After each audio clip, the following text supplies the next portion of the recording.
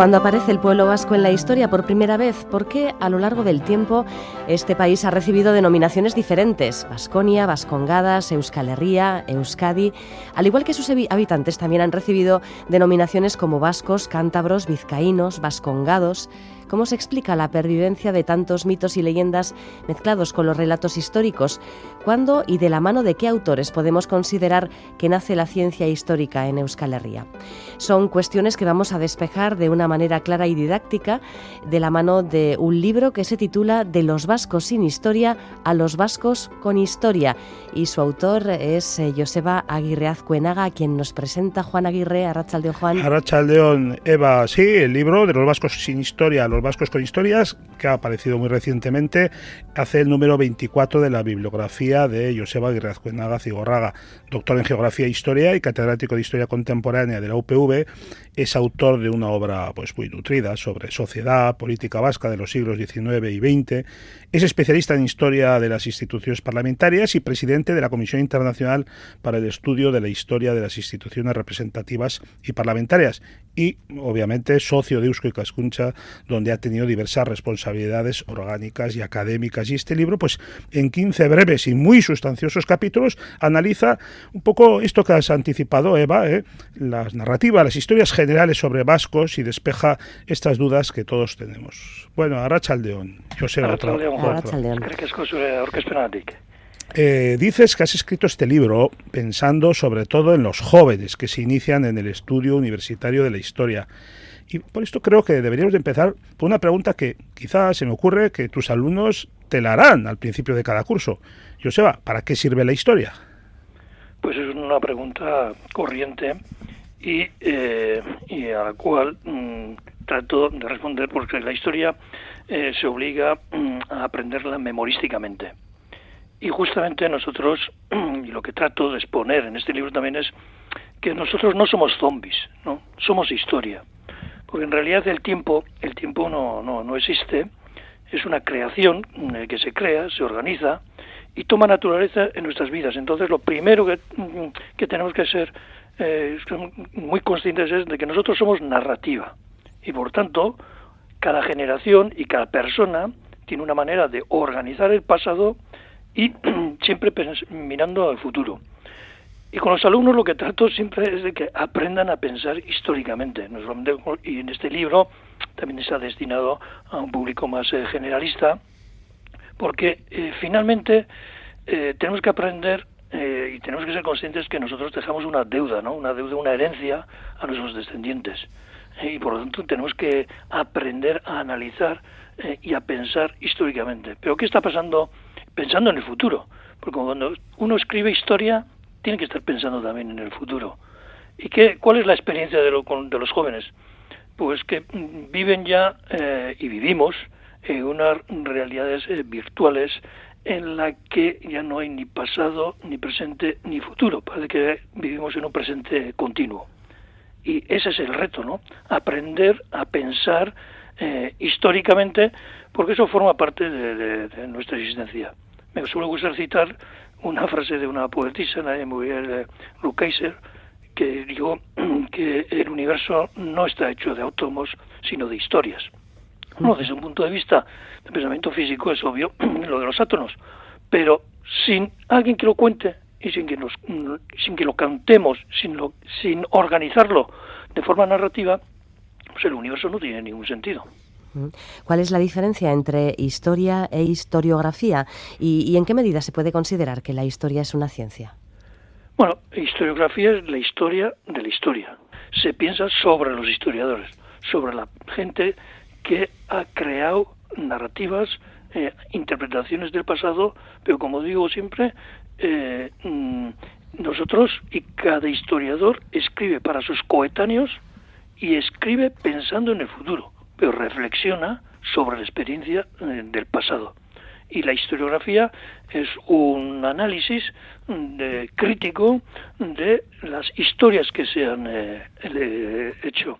Y luego, como ciencia, la historia, como otras, forma parte de las ciencias, lo que llamamos nosotros ciencias históricas, porque hace mención al pensamiento histórico. En la historia tenemos una lógica para interpretar el pasado. Tenemos un oficio, y el oficio de historiador pues consiste en utilizar correctamente los conceptos, eliminar al máximo el anacronismo, es decir, que los conceptos tienen una utilidad en su contexto, usar unas fuentes, la veracidad de esas fuentes, buscar evidencias, y luego con una misma fuente puede haber argumentos distintos y por tanto interpretaciones distintas y conocimientos distintos utilizando la misma fuente o los mismos datos, ¿no? Por eso decimos que solamente con erudición no tenemos historia, hace falta algo más que la erudición. Entonces falta la narrativa, falta la argumentación. Y en la historia, entre los historiadores y los productos de historia, tenemos que distinguir esos dos elementos. Pero Piero Hilaria decía que sin erudición no es posible tampoco hacer historia. Puedes hacer pues un buen cuento, una buena narrativa, pero un análisis histórico requiere fuentes distintas y una crítica de esas fuentes. Y entrando ya en el tema de la historiografía vasca, Joseba, citas en un pasaje del libro una frase del científico prusiano Humboldt que decía, después de pasar por aquí, decía que el vasco era un pueblo tan desdichado que hasta había perdido la unidad de su nombre.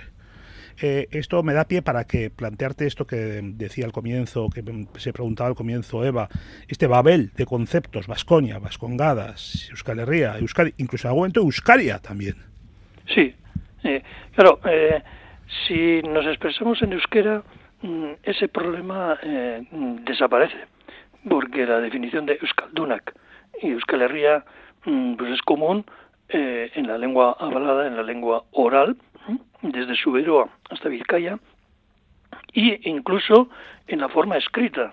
Ya en el siglo XVI, Leizarraga, cuando escribe en euskera los evangelios para que los vascos pudieran tener un contacto directo con Dios en su misma lengua, pues ya se refiere a los euskaldunes, Euskal Herria, para esa gente es la que él hace la traducción. Entonces, en euskera no es problema. Que Humboldt se estaba refiriendo más en las lenguas europeas y las lenguas romances, la manera distinta de denominar, desde cántabros, que estaba muy de moda, buscando una reedición del mito del vasco-cantabrismo, hasta definiciones en función de las asambleas representativas en las que políticamente estaban organizados los vascos, como puede ser labortanos o vizcaínos o de Navarra, etcétera. Cuando se plantea analizar y hacer un libro sobre los vascos, al final él define, a todos los de la monarquía francesa y los de la monarquía española, a todos estos les voy a llamar vasques, o sea, vascos. Y a partir de ese momento, en el siglo XIX, la denominación vasco, que viene en castellano más bien de Iparralde, de basque, ¿no? Se va generalizando y se va sobreponiendo a la de vascongado o a la de vizcaíno, guipuzcoano, navarro o alavés. Eso es un proceso del siglo XIX. Al final de la Edad Media fueron cuajando una serie de mitos sobre el origen del pueblo vasco, mitos que perdurarían durante siglos, incluso hasta llegar a convertirse en auténticos dogmas de fe. ¿Cuáles son, cómo surgieron y por qué han pervivido tanto tiempo? Bueno, los mitos es una manera de interpretar, ¿no? Una manera de hacer una narrativa. Y todos los mitos tienen un objetivo de autoafirmación. En el siglo XVI, ¿cuál era el problema? Que las personas fueran reconocidas como nacidos libres. Estamos en una sociedad estamental donde uno nace en un estamento determinado sin posibilidad de cambio. O naces noble o no naces noble. Esa es la gran diferencia. Y aquí se desarrolla unas mitologías para decir, todo el que ha nacido en Vizcaya pues es noble. Era sinónimamente que es un nacido libre. ¿Qué significa eso? Tiene unos derechos. Entonces hay toda una construcción mitológica de la independencia originaria y de interpretación de conformidad a los cánones de la Biblia. Es decir, la conexión postdiluviana de Tubal afianza que ya tenían un sistema de representaciones que eligen a sus gobiernos, en definitiva, un programa republicano, es decir, un programa de organización de la sociedad. Pero para justificarlo, uno tiene que adornarlo, y para eso contrata juristas y contrata historiadores. ¿Y todo ello contra quién? Pues contra otros, que son los andiquis, los gauchos, los señores que tienen otra manera de ver la sociedad, no tan republicana, no tan comunitaria. Y por tanto, uno tiene que buscar las explicaciones. Y esas explicaciones perduraron hasta el siglo XIX en el sistema de monarquía compuesta, tratando de afirmar y autoafirmar el poder que dependía de las asambleas representativas. Es más general de lo que se piensa, porque hay toda una cultura republicana comunitaria que se desarrolla a lo largo de Europa. Generalmente los libros de texto pues incide en las coronas y en los reyes y en los sistemas de organización de las monarquías. Nosotros incidimos en una visión más desde abajo, pues en toda esta forma de visión republicana y organización más comunitaria de las sociedades. Pero en medio de este proceso, ya en el siglo XVII, surge la figura, que ya ha aparecido antes en esta conversación, del zuberotarra Arnaud Llenard, que desarrolla ya un discurso histórico moderno sobre lo vasco.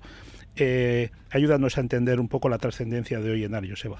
Pues Llenard es un jurista, y el siglo XVII es un siglo en el que se pone todo en duda, es un siglo escéptico, diríamos, es un siglo donde se pone en duda la verdad, tal como podemos estar viviendo en la actualidad.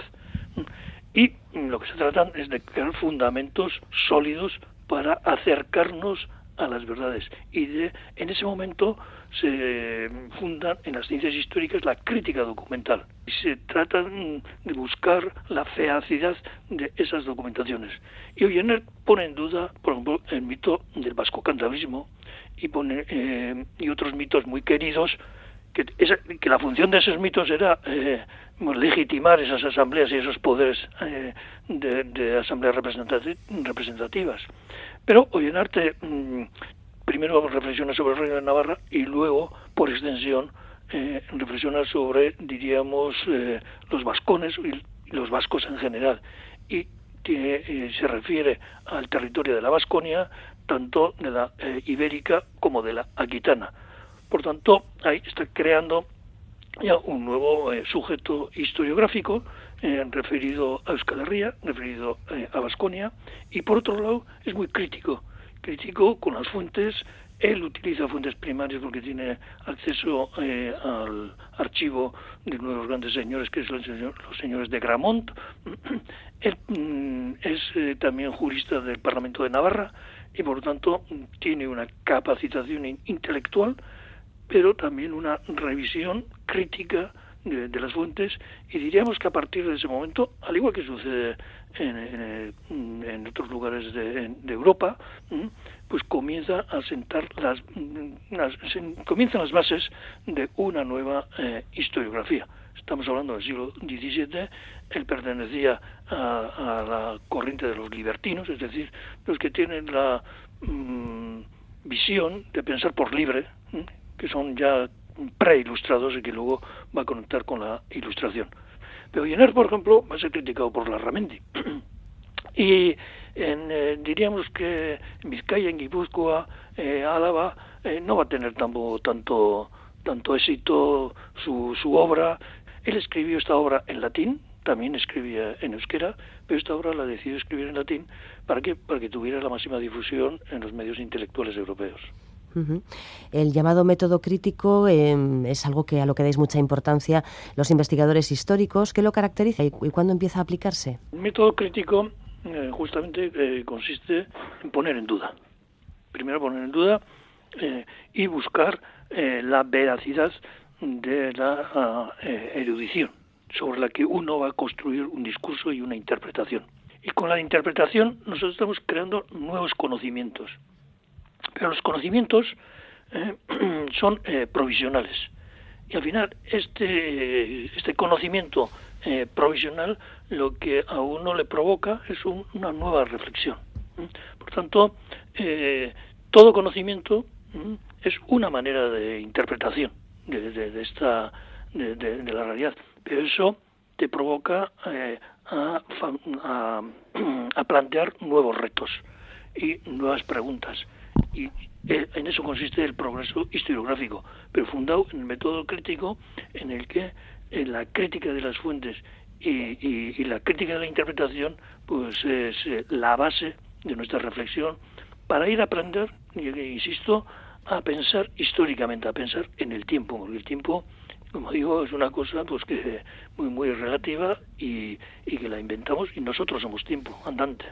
Oye, Joseba, uno de los descubrimientos quizá que hagan los lectores y las lectoras en tu libro es que la constitución del primer gobierno vasco, hace ahora 80 años, en 1936, presidido por el José Antonio Aguirre, pues supuso un impulso importante a la construcción de un relato de nuestra historia conforme a estos parámetros que estás definiendo. ¿Cómo fue eso? Bueno, José Antonio Aguirre, cuando era lehendakari con poder activo durante esos 9 meses, bastante tuvo con sortear la guerra y sortear pues la precariedad de muchos refugiados, etcétera. Después de su periplo, terminó allí en la Columbia University y su reto fue explicar qué hace un presidente exiliado y cómo se explica eso ante poderes constituidos. Y necesitaba un relato, necesitaba una historia. Y así él ve la necesidad de construir una nueva historia vasca para ese nuevo proyecto, porque el gobierno vasco es una nueva invención, es un nuevo proyecto que aspira a crear un Estado vasco, o que de alguna manera representaba a un gestor de una ciudadanía vasca, y para eso necesitaba una historia vasca, pero de nuevos parámetros. Y esa fue su obsesión pues, desde 1942 pues hasta su fallecimiento en el 60. Pero lo que a mí me interesa subrayar es que a los vascos les da historicidad. Es decir, y está muy bien lo de la prehistoria, la antigüedad y todo eso, pero bueno, vamos a ver desde cuándo creamos aquí una historia vasca de acuerdo con los cánones políticos similares a nivel europeo. Y dice, tenemos que arrancar desde el año 1000, es decir, que hace vascos con historia. Porque en este libro, en el título, pues lo de los vascos sin historia, hay unos por negacionismo, pero también a veces olvidamos la historicidad de los vascos con un discurso en el que conecta la antigua prehistoria con la actualidad, como si en el intermedio no hubiera pasado nada y los vascos fueran unas personas antiguas conectadas ahí con la prehistoria, una visión romántica propia del siglo XIX, muy preocupada por los orígenes de los vascos, uno de los problemas que más libros y preocupaciones ha despertado en muchos científicos. Y justamente yo también quiero subrayar que hay vascos con historia, con historicidad, justamente en el último milenio, y él, José Antonio Aguirre, con Gurruchaga y con otros, lo que querían es crear una nueva historia moderna, puesto que al fin y al cabo los vascos contemporáneos pues somos vascos contemporáneos. Como discípulo de Julio Caro Baroja, que dirigió tu tesis doctoral en 1985, ¿cómo valoras su obra y en particular su libro, Los vascos, que fue publicado en 1949? Bueno, pues le dedico un capítulo entero, como no podía ser de otra manera, porque Los vascos de Julio Caro Baroja es el libro de historia que hace y una manera moderna de ver la historia social desde la realidad social, y junto con Teodoro Lefebvre, que era otro geógrafo historiador que publicó en 1933 otra obra de referencia sobre la civilización material, cómo se construye la civilización material de los vascos en los últimos 500 años, en los distintos sectores, pues son las dos grandes obras de referencia del siglo XX, las que nos han ayudado a crear un discurso, una manera de ver y de interpretar en su conjunto la historia general de los vascos.